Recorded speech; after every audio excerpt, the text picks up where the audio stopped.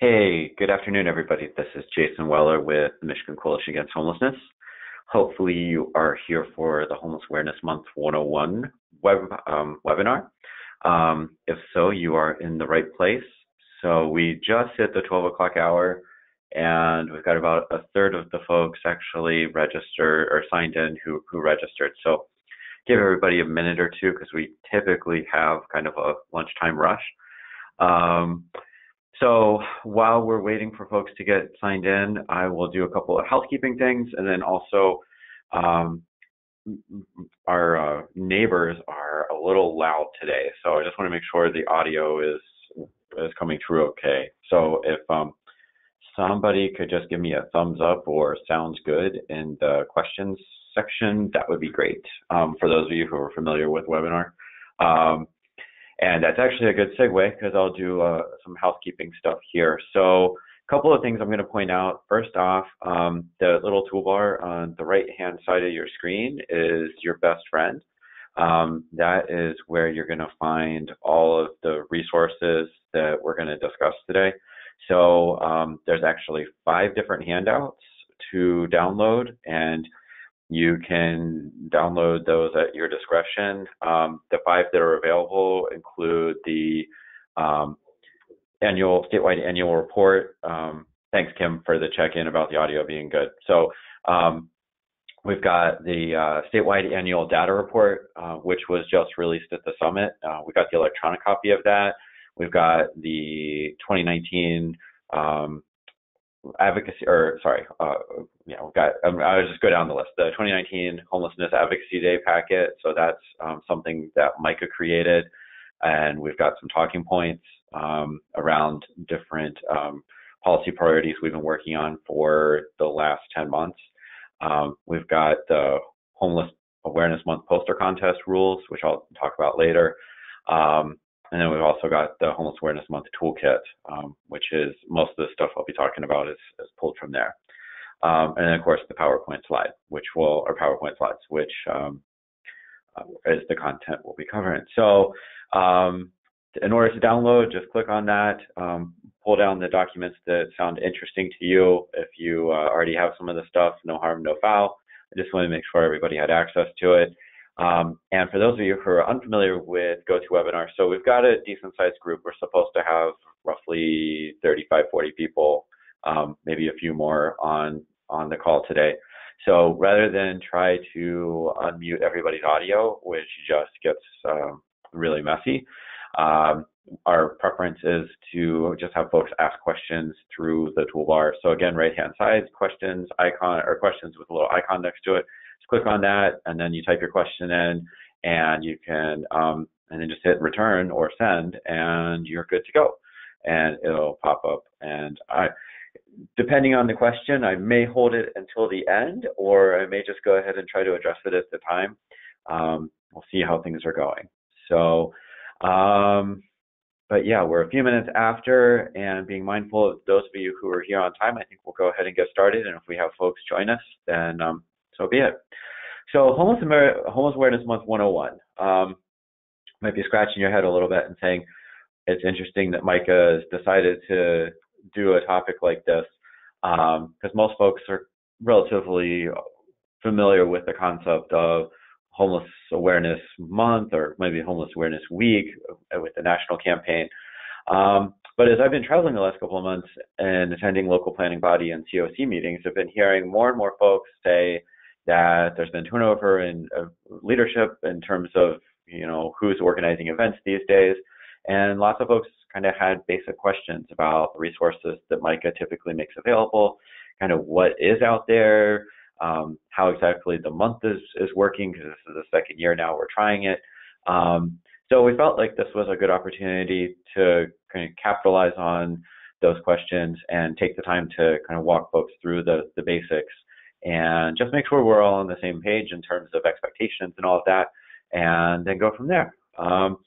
So before, I know I pulled up the slide, but before we go a whole lot further, I want to find out a little bit about all of you who are on the call. And so the best way to do that is by doing polls.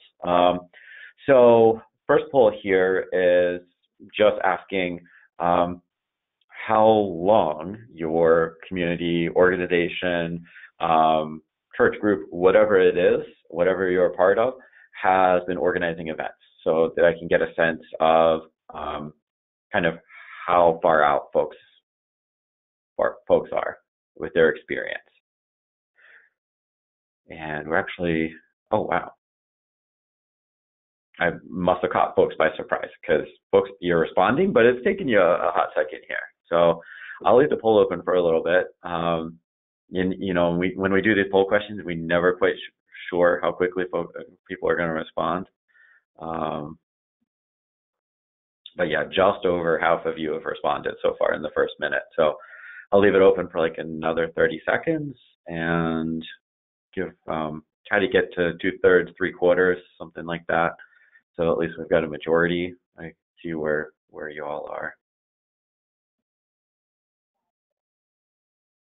And just as a warning, there is another poll coming. So don't pick up your turkey sandwich just yet. All right, so we're at 2/3.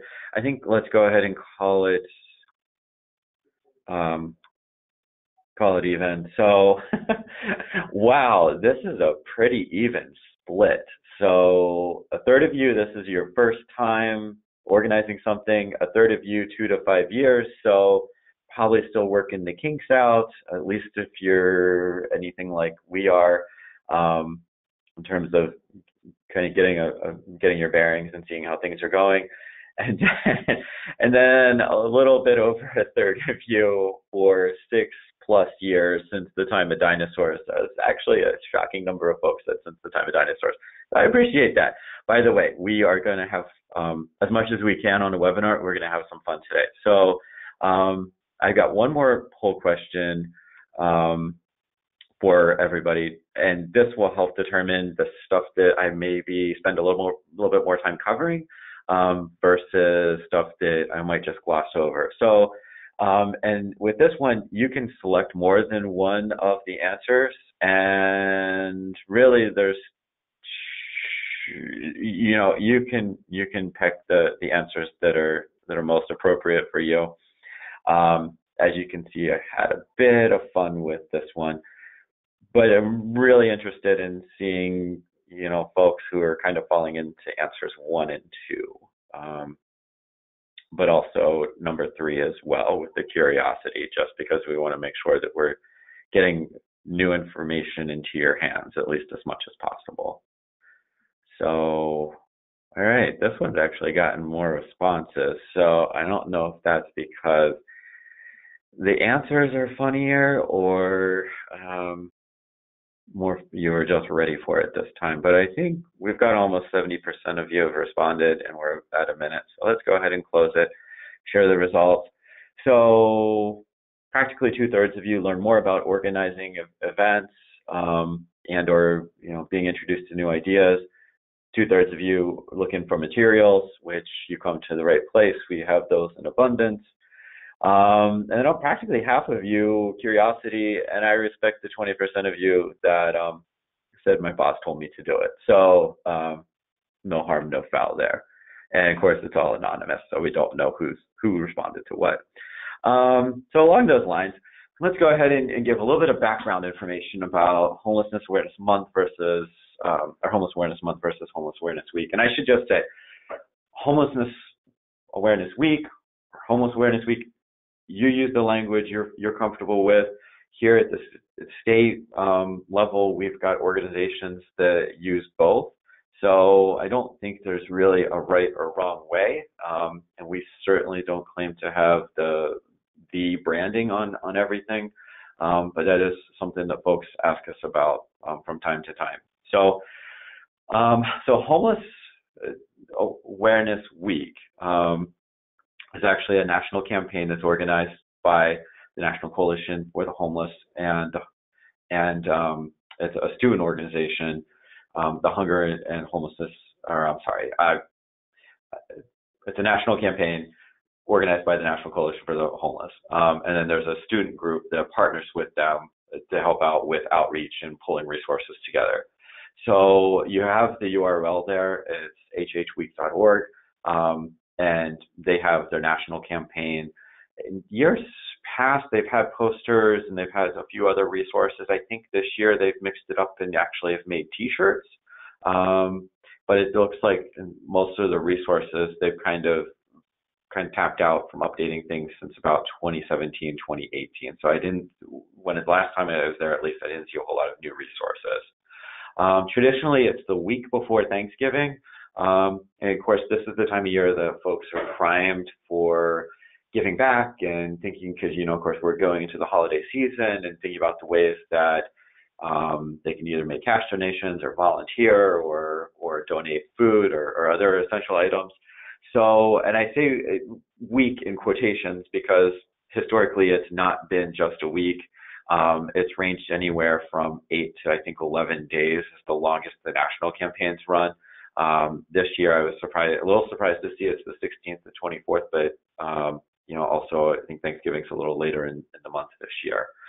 So, and the whole month versus week thing, when we introduced the concept of Homeless Awareness Month last year, we got a lot of panicked emails and phone calls and inquiries like, oh my gosh, are you guys expecting that we're going to do events for the entire month? Like, how is this going to work? We've only, typically our community's only done like 2 or 3 events. This is going to change everything. And people were obviously getting panicked and reading a lot into it. And our response was, you keep doing exactly what you've been doing. The reason we changed it is because we are a big state geographically and population-wise, and also well organized in terms of the homeless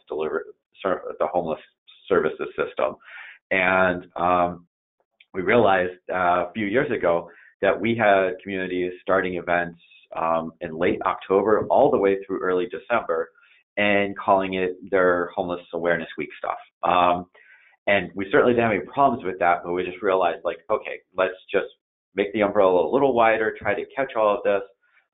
And so last year we made the shift to calling it Homeless Awareness Month. We actually got a proclamation from the governor declaring November Homeless Awareness Month, all that stuff. So it was pretty well received, and we actually have heard more communities talk about spacing out events this year and thinking of it more in terms of a month as opposed to a week.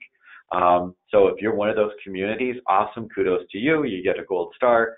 If you happen to be in one of those communities where you're saying, nope, it's too much, we historically have, had things clustered in a 7 to 10 day span, kind of piggybacked off the national campaign, then you keep doing you, and we're happy with that. I mean, bottom line is we just want to make sure that you have the support that you need to have successful events. And that's really one of the driving forces for the webinar today. So hopefully that's allayed folks' questions, concerns about the difference and kind of where we're coming from with making the changes. And I haven't seen any questions pop up with how dare you or anything like that. So hopefully we're all good there. So one of the resources that I want to spend a little bit of time going over is the Homeless Awareness Month Toolkit. This is something that we put together for the last couple of years, and we borrowed, when we first created it, we were borrowing fairly liberally from the toolkit that the National Coalition for the Homeless had put together for their work and their campaign. But we're now at the point where I say it's a solid mix, where we are borrowing resources or borrowing materials from them, but then also injected a lot of Michigan-specific resources as well at this point. And so the document itself is, I think, 25, 26 pages, and we are not going to spend today going through page by page. I am just going to give you kind of a tour and an overview of the stuff that's in there, and then let you, ideally you can download it. Like as I said earlier, it's in the handout section. You can take a look at it at your leisure, and then kind of pick and choose the stuff that's relevant. So, and I will say that in a lot of cases, I'm just going to give kind of the million-mile overview of the content that's actually in the toolkit itself. And this is kind of the stripped-down version. So if there's stuff that I'm talking about that you're like, hey, I'd like to learn a little bit more about that, then I highly recommend downloading the document and kind of going through and taking a look, because there's a good chance that we have some additional information in the actual toolkit itself. So along those lines, the toolkit's really broken into 3 distinct parts. We have the how-to guide. So in a lot of cases, it's how to organize events, and on some level, it kind of walks you through the basic building blocks of, in case you've never organized a community event before, of like, here's some stuff to think about, and it's like the really basic building block stuff. And then it gets a bit more specific in terms of being prescriptive and depending on the type of event you want to organize, and I'll actually get into that here in a little bit. And in that case, then it kind of gives you some suggestions of things to think about. So kind of that next level stuff. You know, if you're thinking about doing a candlelight vigil, have you thought about involving faith-based groups or piggybacking off something that they might already be doing? That kind of stuff. The book and movie list. This is something that we actually get requests about year-round, and it's not just limited to this time of year, which is good because folks are thinking about hosting events and kind of putting things together, you know, looking for content that would be relevant. So we have both a list of books for, you know, if you want to do like a book club kind of thing, then, you know, it puts some ideas out there. And as I said, we've been trying to update it year after year and put some more relevant content. And as I'm saying that, I'm thinking of a few books that came out in the last probably 6 months that we should probably put on there, that we will. And we'll put those up on the website, and we'll maybe also highlight those here in the coming weeks on our social media page. And then the same is true with the movie list. There are some classics like The Blind Side and The Soloist, which most of you have probably either seen or at least heard about. And then we also have some documentaries as well. And most of them are available, you know, via Amazon, something like that. So it's not like you have to go through the distributor to get copies of them. So that was one thing that we were trying to make sure that we weren't creating additional roadblocks there. And then the last part of the toolkit is templates. And this is something we get asked about year after year as well. Most usually around this time of year, in particular for like sample press releases, sample local resolutions. But we also have some other documents in there, like invitations to policymakers, things like that. So if you're looking for templates or a little bit of guidance, then definitely recommend checking out the last couple pages in the toolkit, because that will be the content that's of most interest to you. So in my travels the last 2 to 3 months, as I've been talking about Homeless Awareness Month and planting seeds, one topic that's come up is, well, what kind of events should we organize?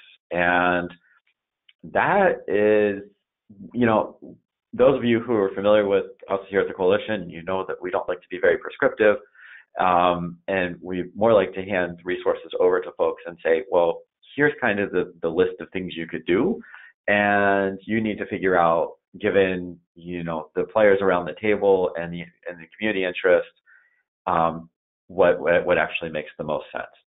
So saying that, the toolkit actually has events broken into 4 distinct categories. You've got educational, where basically you're just trying to educate maybe members of the general public or school kids or college students or policymakers, members of the media, about the issue of homelessness and what it looks like in your backyard. So either from your agency's perspective or from your community's perspective. And that's where, you know, it can tap into HMIS level data and, you know, make sure that you're talking about what things are actually looking like. And then next up, you have the fundraising donation drive. So this one's pretty straightforward. And again, like given the timing, with it being in November, right before Thanksgiving, the whole holiday season, and also Giving Tuesday is now in play. And we know a lot of nonprofits are working with, you know, using that concept as well. There's a lot of different angles you can come from or come at the fundraising donation drive issue. And it can be really basic, just as like an essential needs drive, or it could get much more complicated. And that really, again, depends on how deep you want to go, who all you want to pull in, all of that. And then advocacy, this is where things get a bit more interesting, and this is historically where the coalition has kind of stepped in. This could be as basic as just scheduling a meeting with, county commissioners or city council members and just having a talk about how things are going in your community, and if there's ways that they could help out, if there's particular legislation that they could pass, or if there's regulations they could change that would make everybody's life easier. It's a good time to have that conversation. If you don't have those relationships, then maybe it's just as easy as extending an invitation and to them and saying, hey, this is Homeless Awareness Month. This would be a great time for you to come out and tour our facility, maybe meet a handful of our clients, get a better sense of the types of services that are being offered in our community and the types of challenges that we're experiencing. And then, of course, with advocacy, you can go a whole lot deeper, but leave that for folks who want to, leave that for a few minutes whenever we get to the page. A little bit more, talking through a little, the ideas that you could pursue. And then with community building, this is, I think historically, we've kind of seen the Project Connect fall into this category. So Project Homeless Connect or Project Connect, or however your community is labeling it. And in the past, we've actually had some funding available through MCAH that we've been able to distribute for mini grants to help subsidize these events. But we know that they're going on even with that funding having gone away. And so we're super excited about that. And for those of you who are unfamiliar with it, it's basically the idea of building like a community event where you get a lot of providers and volunteers together, and then you advertise it, and you basically give away free services, free meals. You have like DHHS there to register folks for My Bridges, all of that kind of stuff. And we've seen things kind of explode in terms of, folks are getting dental hygienists and dental care programs to their Project Connects. They're getting barbers and hairstylists. They're getting masseuses. They're getting folks who can give mani-pedis, like basically like any type of service that folks can spend the day donating their time. We've seen it being offered through the Project Connects. And, there essentially it's getting the volunteers from the community with volunteers from service providers working together, organizing the day. And it's really about making sure that the participants, the folks who are attending, get access to the services that they need. So that's kind of the quintessential community building, but we'll highlight some other ideas here in a few minutes. So as I promised, and I should give a disclaimer that these are not all of the events that are in the toolkit. These are just some ideas, and we know that this is something that the folks are looking for. So from the most part, we kind of start with like the lowest hanging fruit, like the easiest to pull together, and then get a bit more in depth as you go farther down the list. So with educational events, and again, just a sample, I was obviously already talking about the book reading and the movie night, and the fact that we have books and movies listed in the toolkit for you to take a look at. We've also seen communities just host an educational forum, and sometimes, or actually I would say most of the time now, what we're seeing, if folks are doing a movie night, they typically combine the first two, where they'll have a movie, like say you decide like, hey, we want to show a documentary.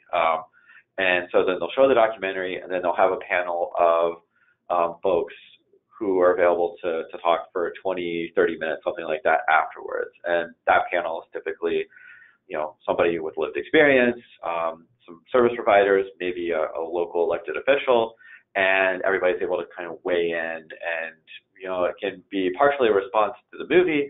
It can also be partially hey, this is what's going on in our backyard. So lots of possibilities there. And again, just kind to get the creative juices flowing and getting folks to think about how they could maybe piggyback off or begin to combine events that you've done historically, or if this is your first time, thinking about things that you could do that would be relatively easy to pull together. Because we're also mindful, we're at the point where, 4 to 6 weeks here to get us to mid to late November. And most of these types of events, you could easily pull together a quick and dirty organizing committee, identify a movie or a book that you want to focus on, and then put together some programming pretty quickly, and then just start advertising to get folks from the general public there. So sample fundraising, donation drive events. For the most part, again, this is pretty straightforward. I know that there's a number of communities across the state that, and actually we've participated in the donation drives in the past. And I think it was 2, maybe 3 years ago, we had an AmeriCorps member at our office who was part of a statewide campaign for the essential items donation drives, and we had locations all throughout the state. And we had, we were partnering with shelters and other service providers, as well as a handful of businesses. But of course, it doesn't have to be that comprehensive or that in-depth. If you just have something at the local level, that is also fine too. And again, in terms of the threshold and kind of low-hanging fruit, something like this, definitely top of the list. And that you really just need to identify a handful of sites who are willing to have donation boxes set up and be willing to direct folks to them as they come in to make donations. And then really it's just about broadcasting it and getting the word out that you have it going on, which with social media and MailChimp and whatever other devices or platforms you're using to connect with folks in your community, it could not be any easier to do at least that piece of it anymore. It's so easy now to just put stuff out there and folks are able to see it. So I will say that the sponsor, the one at the bottom of the list, the sponsor of Gallery Night, we have had folks from Livingston County actually present for us the last couple of years, and because they have, I want to say they networked with either a middle school class or a high school class where they've got some art teachers who have been part of the organizing committee for their homeless awareness events and volunteered their classes would actually make artwork. And so they get a gallery donated in downtown Howell one night during the week, and then the students get to display their artwork.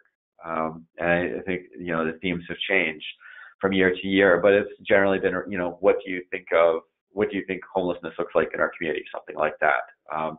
So it hasn't quite gone to the level of like having the art up for sale then, but I mean, that would be the next step.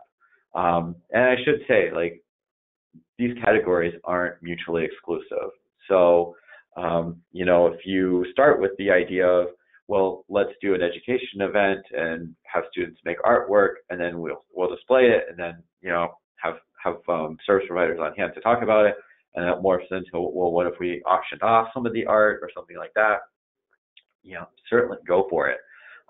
There's no hard and fast rules that you have to stay in your lane as you're organizing events. I will volunteer that we've been here at the Coalition. The events we've organized over the last couple of years have definitely checked boxes in several of these categories at the same time. So sample advocacy events. I touched on this a little bit earlier, and this is the one list. This is the one page where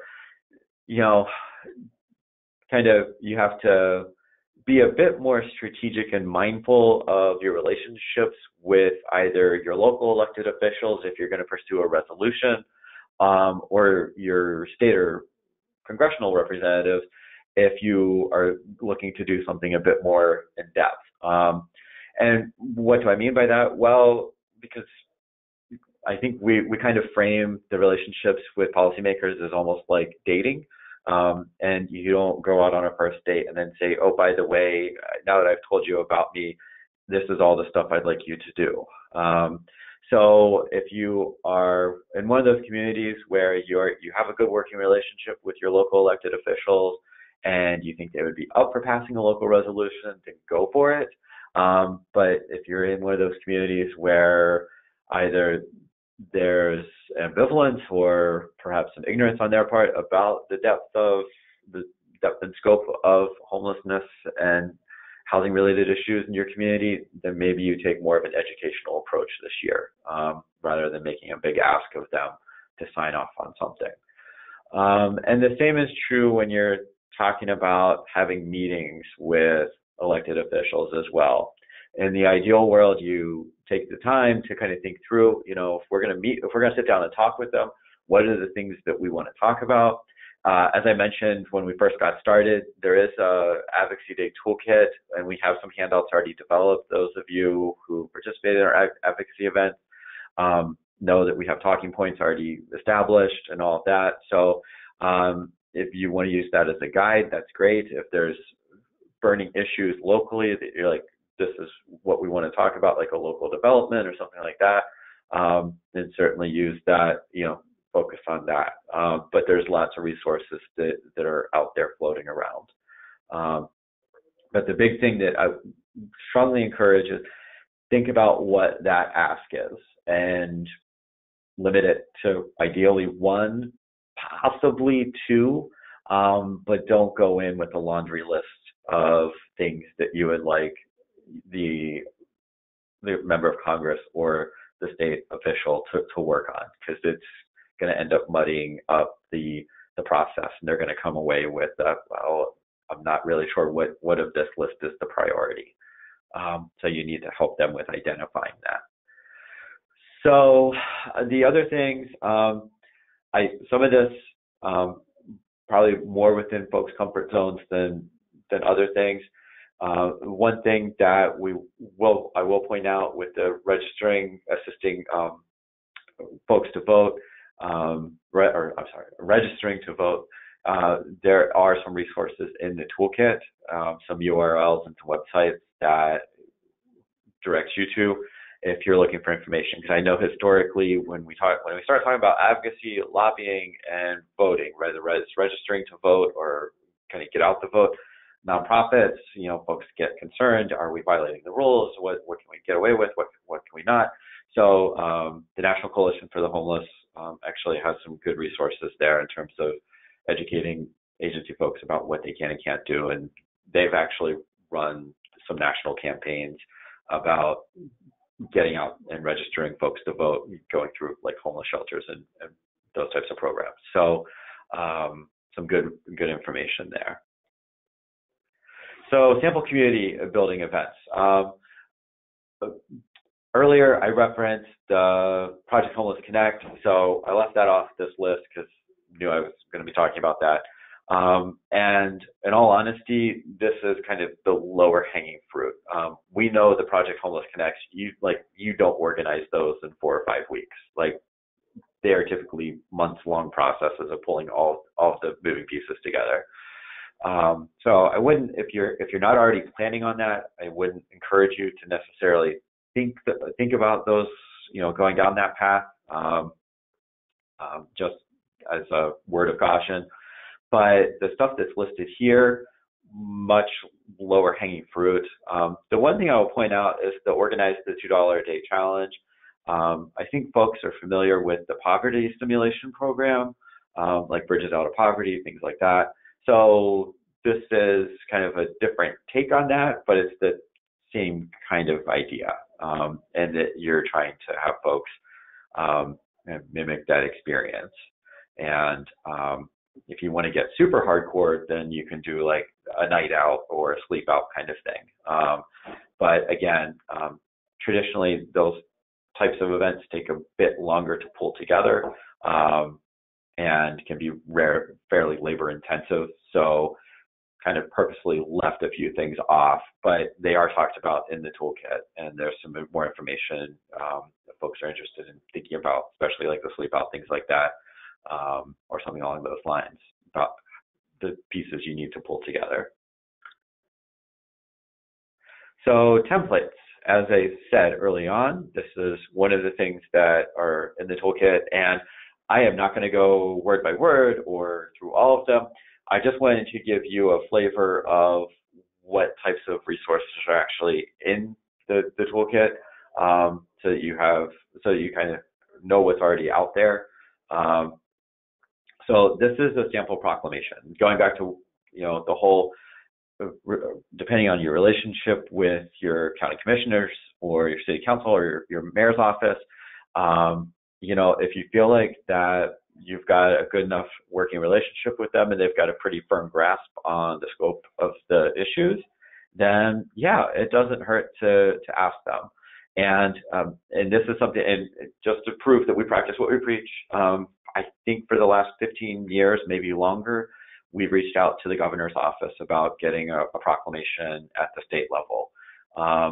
And yeah, all they really ask is that you actually have something written up, so that they're not writing it from scratch.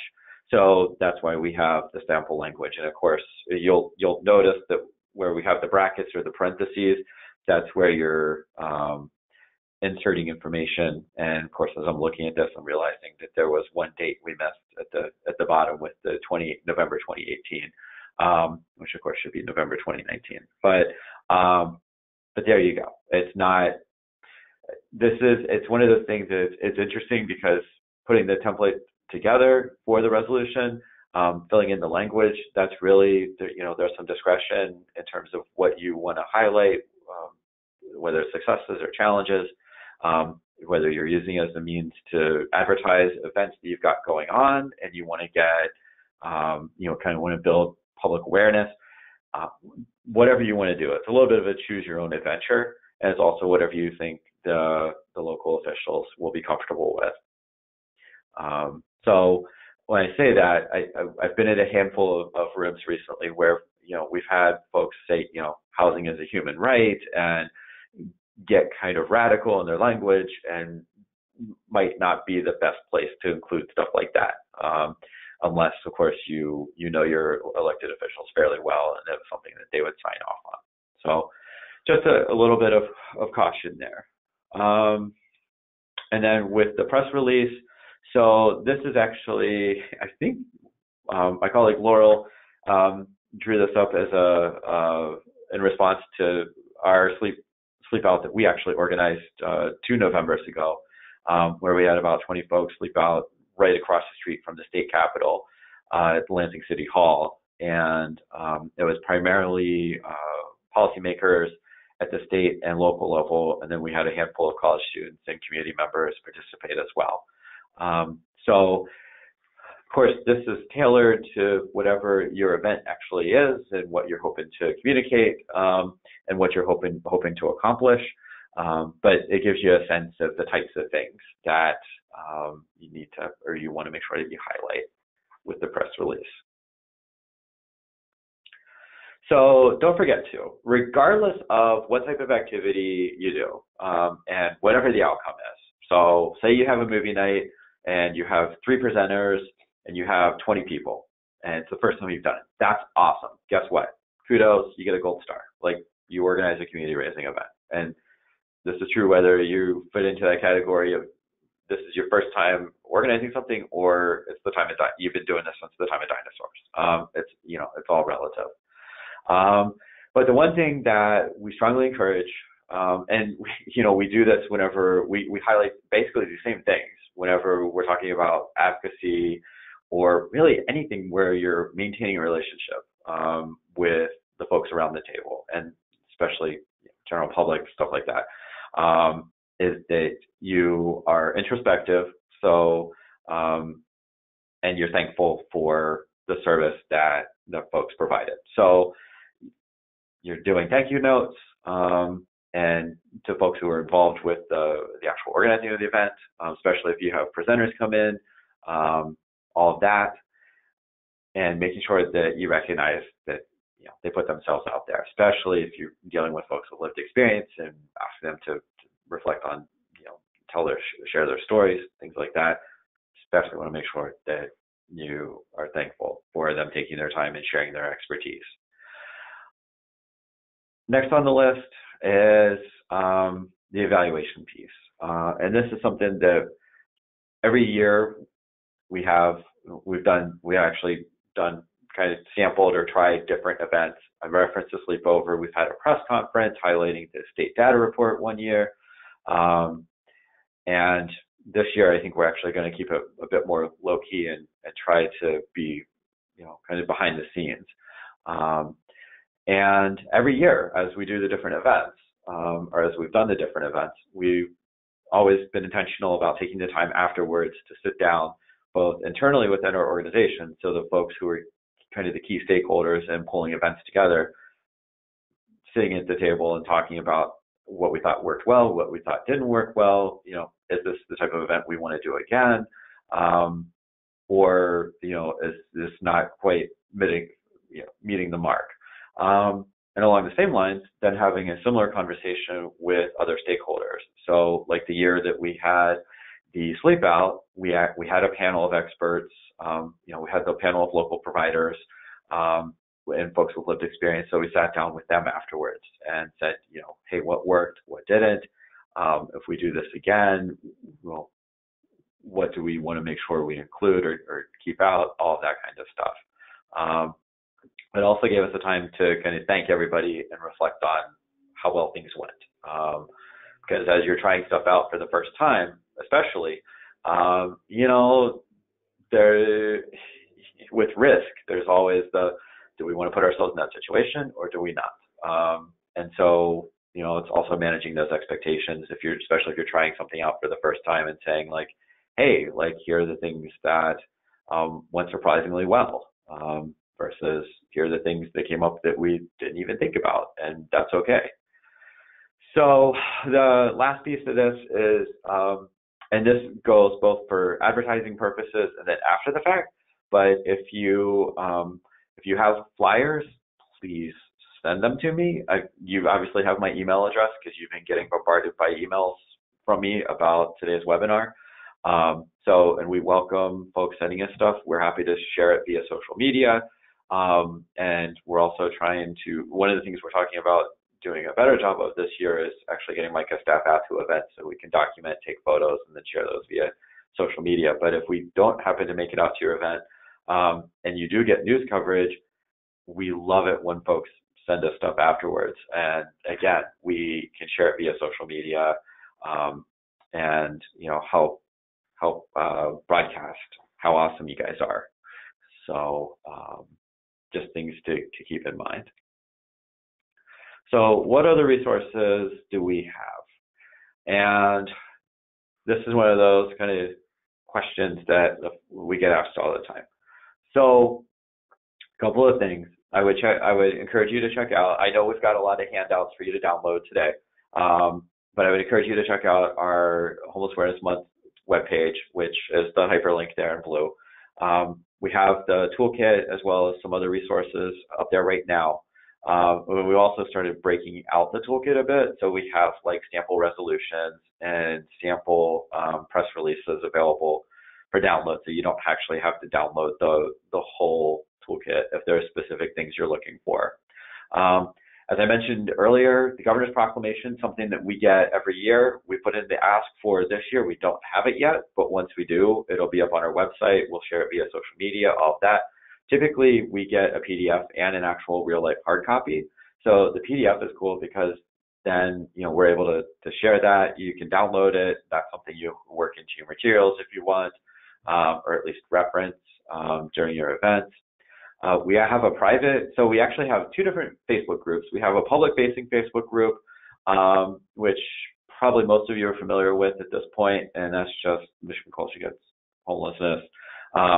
And we share a variety of resources there, soft materials just not related to organizing events, all of that.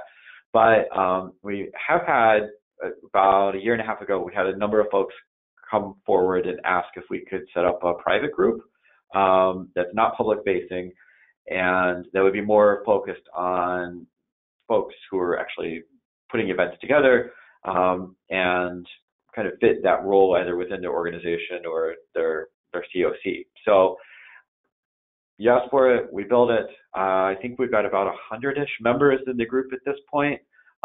It is active year-round, and a lot of folks are using it at this point to advertise events that they've got going on in their communities. So it kind of fits different needs depending on what you're looking for.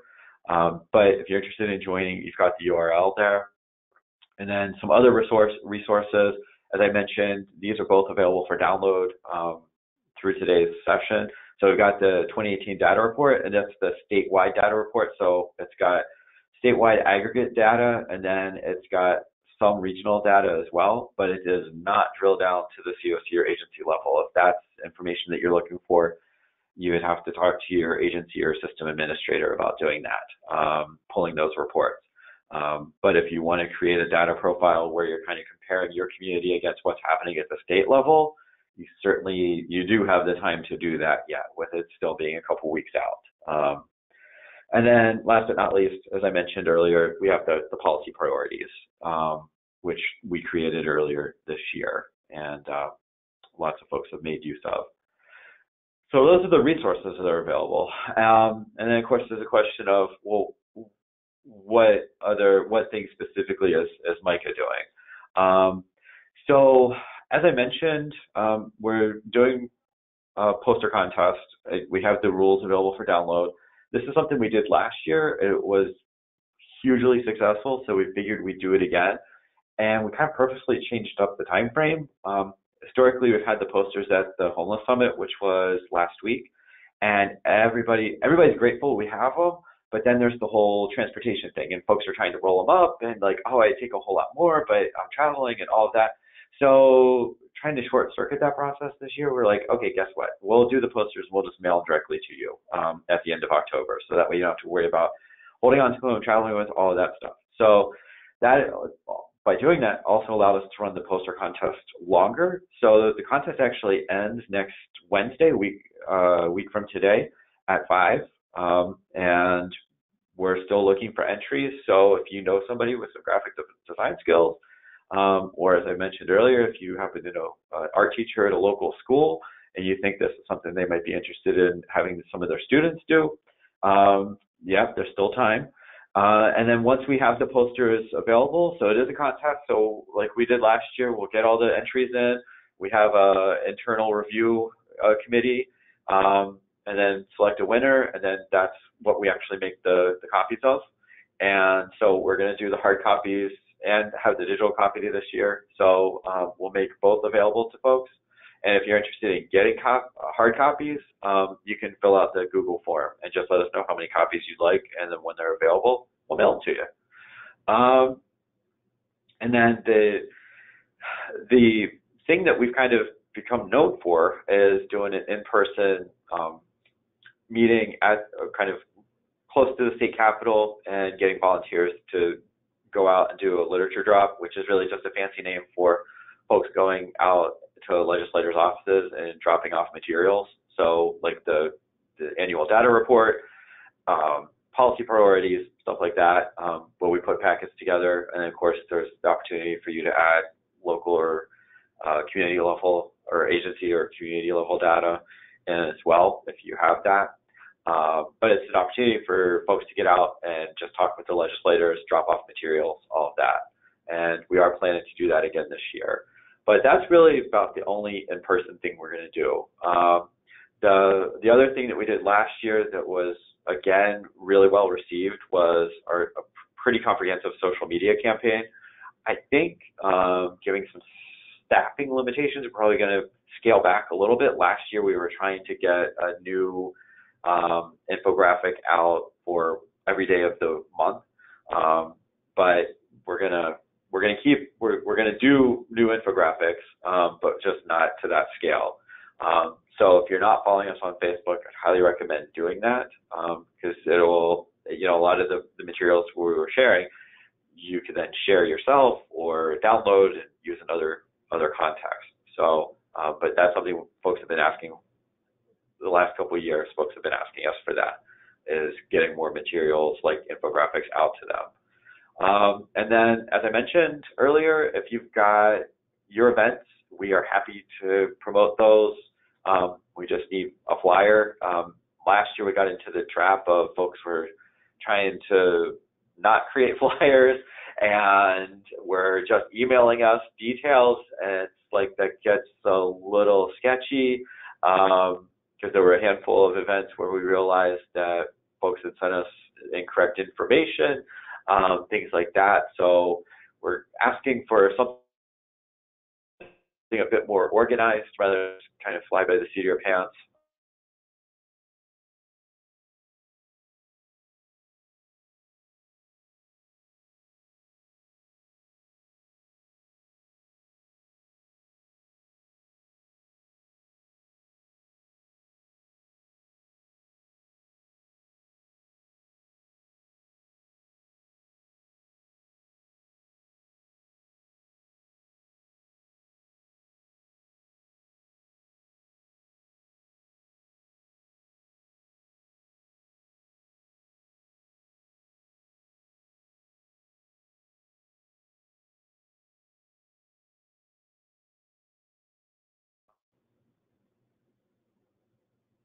Okay. Kim, I think you might be alone in the issue with the audio because I'm not seeing anybody else saying that there's any problems.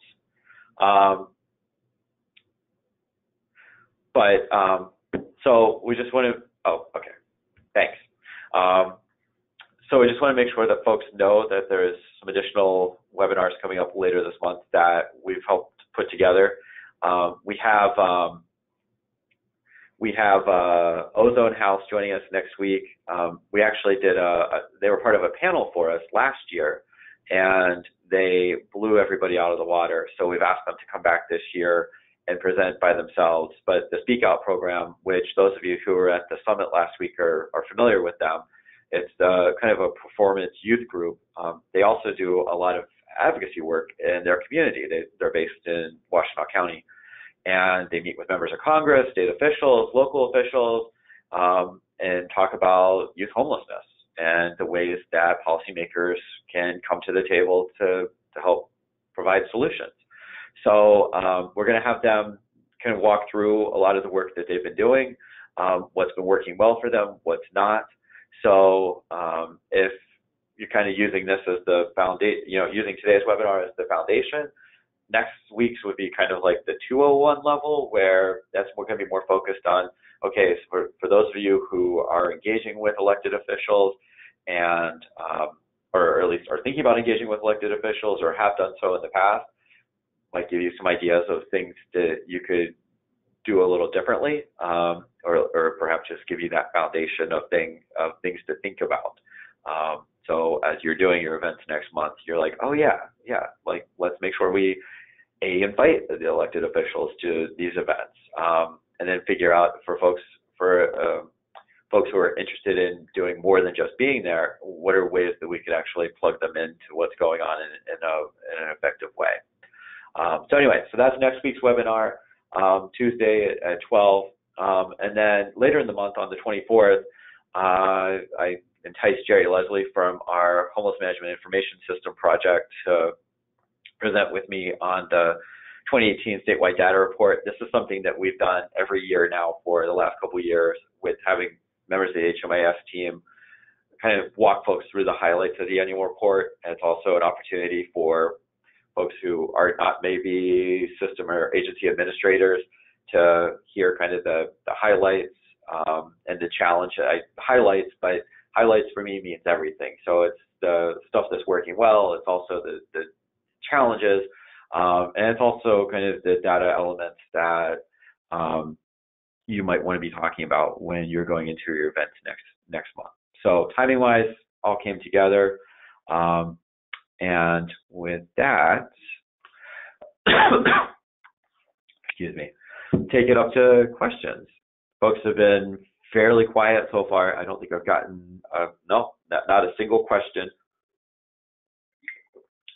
So I know that this was relatively straightforward, but if folks have questions, if there's additional, in particular, if there's additional resources or materials that you'd be interested in having Micah produce, now would be a good time to put that out there. Otherwise, we'll wrap up a little early. Actually, I see we're close to 1 o'clock.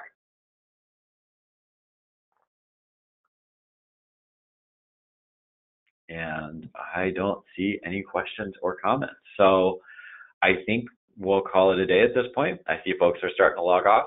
So I want to thank everybody for taking the time to join us this afternoon. And if something does come up and you do have questions after today's webinar, feel free to reach out. Otherwise, good luck next month, and we look forward to seeing what you have planned. Thanks.